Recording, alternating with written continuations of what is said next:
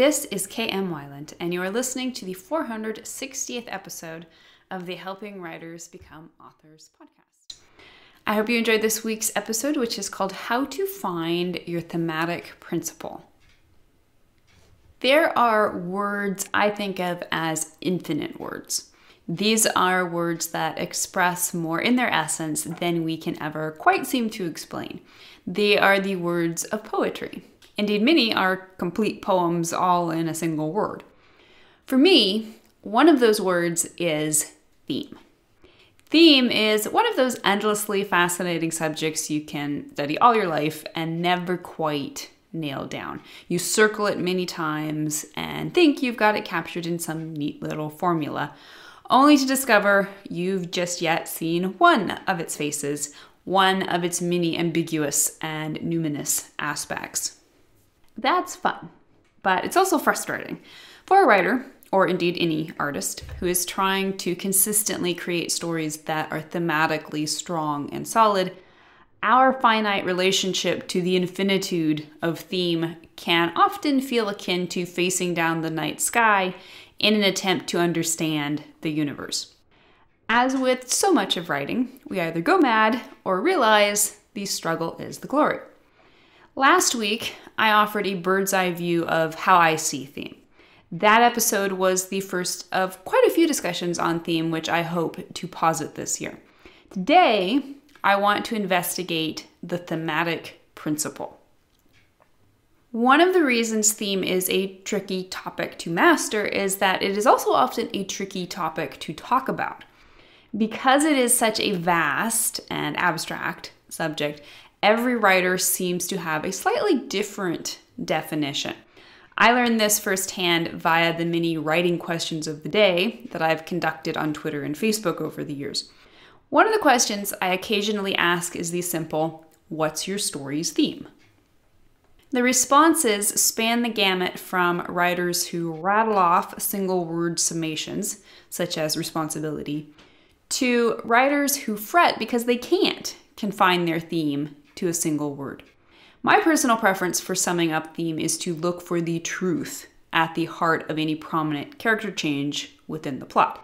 But other authors, with equal validity, choose instead to identify underlying topics or recurring motifs, many of which are never made explicit within the narrative. This myriad of subtly different approaches can create confusion about what theme actually is. After all, every single one of these approaches seems legit. And they are legit, because every single one of them, although not necessarily definitive in itself, helps us gain a bigger picture view of story. Just as importantly, each of these views provides metrics by which we can consciously analyze and perfect what we are doing. In future episodes, we're going to look at theme through the lenses of plot and character, which will help us see its more specific and explicit manifestations. But first, we need to enter the subject through the doorway of theme itself. And theme itself is perhaps best summed up by its simplest definition. Theme is a unifying idea or subject explored via recurring patterns and expanded through comparisons and contrasts. Because theme often gets boxed into the narrow view of its being nothing more than the moral of the story, it's helpful to also observe theme at work in different mediums. Take music, for example. I've always considered music the purest form of storytelling. Music is sheer emotion manifesting in what is sometimes not just a mental or imaginative experience, but even a physical experience. Music tells stories and conveys truths without even needing words. French composer Pierre Schaeffer said, "The moment at which music reveals its true nature is contained in the ancient exercise of the theme with variations. The complete mystery of music is explained right there." The same could be said for story. Although we parade it through various costumes of intellect, action, and sentiment, story, like all art, is ultimately an expression of theme. The plot and the characters are just window dressing, providing visual metaphors for the author's underlying, and sometimes subconscious, ideas. If those ideas ring with universal truth, it is ultimately the theme, more than the plot or the characters, that connects with readers. Now, the simplest way of expressing theme is via the thematic principle. The thematic principle may be a word, or it may be a sentence. Either way, your thematic principle is the single unifying idea we talked about. It's your story's representation and exploration of a universal truth. This truth can take many forms. It may prove a commonly held truth, such as wars are evil, or it may be an attempt to disprove a truth, such as wars are a necessary evil. It may tackle the deepest questions of human existence, such as why are we here? Or it may explore our most deeply held values, such as love is the most important thing. It may offer answers, either implicitly or explicitly, such as love conquers all, or it may choose only to raise questions, such as does love conquer all? It may focus on moral dilemmas, such as, is it okay to protect your own life at the expense of someone else's? Or it may simply highlight certain patterns, such as life in the inner city. It may choose to comment, such as Nazi Germany was immoral, or it may attempt only to observe, such as events of the Holocaust. It may choose a truth that is high-minded, such as life has meaning, or it may be mundane, such as high school is hard. It may be optimistic, such as life is wonderful, or it may be pessimistic, such as humans are selfish. The one thing the thematic principle can't be is vague. At first glance, this may seem an easily disprovable suggestion, since you can probably name great stories that seem pretty foggy in the thematic area. This is because excellent themes are rarely blatant or on the nose. But if a story works, you can bet that however subtle its themes may be, they are neither vague nor accidental. There is a huge difference between a vague theme told by an author who is never quite sure what the theme was, versus a subtle theme that permeates every part of a story so completely it becomes almost invisible via its very prominence.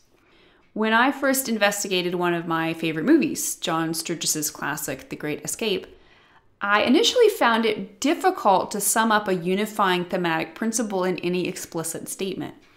My go-to metric for finding a story's theme starts with identifying the truth at the heart of the protagonist's arc, and then looking for mirroring statements in every aspect of the story. But in some stories, like The Great Escape, the themes aren't so easily discovered, which we'll talk about more in just a minute. Although condensing a story into a pithy thematic principle can sometimes seem overly simplistic, this is exactly what makes it a valuable tool. Your story's essence, boiled down to its most concise statement, can become the guiding principle for your entire project. Once you have discovered what your story is about on a thematic level, you will be able to gut check every single scene, every character encounter, every bit of incidental symbolism. The more cohesive every piece of your story becomes, the more powerful your theme becomes, and the more you can rely on overwhelming subtlety via your plot and character arcs rather than falling into heavy-handed moralizing. As we've discussed previously, theme is rarely born in solitude. Theme ideas grow apace with plot ideas and character ideas. This means you do not have to identify your thematic principle in isolation. Identifying the point of your plot and the change in your characters will provide big flashing arrows pointing straight at your thematic principle, which we'll be talking about in future episodes. For today, however, I do want to talk about the thematic principle in isolation, specifically ways you can identify theme in stories where the plot and character arcs don't immediately seem to point to a unifying idea or truth. Let's look back at the movie I mentioned earlier. The Great Escape is a true story chronicling the tremendous effort of Allied prisoners to escape a German POW camp. Despite its huge cast, it is less a character story than an event story. So, what's the thematic principle? What truth is this story sharing beyond that of a remarkable, if largely failed, historical gambit? On its surface, The Great Escape may seem to reflect the reason writers often feel themes should not be approached consciously. This is because when theme is done exceptionally well, it is often difficult for the audience to verbally identify it. Can you verbally express off the top of your head the theme of great musical compositions such as Aaron Copland's Rodeo or Gustav Holst's The Planets? However, it's important to note this difficulty for us as readers arises from the seamlessness of the story's themes. It rarely, if ever, arises from the author's ignorance of those themes. Regardless whether you are trying to identify theme as the reader or viewer of someone else's stories or as the author of your own story, one of the first places you should look is the ending. The ending always tells you what a story is trying to be about. Some stories get there organically and successfully. Others try to present thematic arguments in their closing scenes that, in fact, are only weakly supported by the preceding story. However subtle or blatant, the climactic moment is the thematic point of the story, with the resolution scene or scenes usually offering some sort of explanatory context. Once you've nailed down a concrete idea from a story's closing scenes, take a look back through the preceding story. Is that same idea mirrored throughout? If not, it could be the story simply fails to work thematically. Or it could be you simply failed to choose the correct concrete definition for the story's abstract theme. In that case, try again. I have come to define the theme of The Great Escape as the indomitable human spirit. The story ends with most of the escaped POWs either dead or returned to captivity. On the surface, that doesn't seem very indomitable. But two particular scenes prove what the story is about. One is the response of the senior British officer to James Garner's query about the worth of their gambit. He said, "That depends on your point of view, Hendley." This suggestion is immediately reinforced by the return of Steve McQueen's character. After facing down the dejected camp commander, who is on his way to a court-martial, McQueen ends the movie with a cocky grin. His defiant strut back to solitary confinement is played against the jaunty but poignant closing score. The scene emphatically underlines the idea that this ending is not to be seen as a defeat. When this theorized thematic principle is then played back against everything that happens previously in the plot and in the character development, we can then see how it resonates in every scene, but in such a subtle way that the power is magnified. The theme is shown instead of told. Now, one final thing to note is that, as previously mentioned, theme is a slippery thing. A story's thematic premise can often be summed up in more than one way. Some people will look at The Great Escape and phrase its thematic premise differently than I have. Usually, however, this variety just offers differing viewpoints of the same principle. For example, one person's indomitable human spirit might be another person's virtuous patriotism. Thematic principle is the essence of theme. As the central idea, which all other interpretations of a story's theme either refer to or evolve from, it is a powerful place from which to begin planning and/or identifying your story's theme. So, tell me what you think. How would you sum up your story's thematic principle? If you'd like to be a part of the fabulous word player community over on my site and join in the conversation on this subject, be sure to stop by the website at helpingwritersbecomeauthors.com. You can always find a transcript of the most recent podcast and add your voice to the discussion by visiting the first post on the site's homepage. And don't forget that if you are looking for an older post, you can always find those by putting the podcast title in the search field. If you enjoyed this podcast, you can subscribe on iTunes.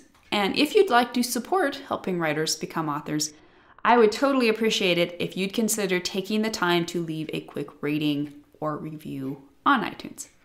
Thank you so much for listening to the Helping Writers Become Authors podcast, and be sure to check back again next week.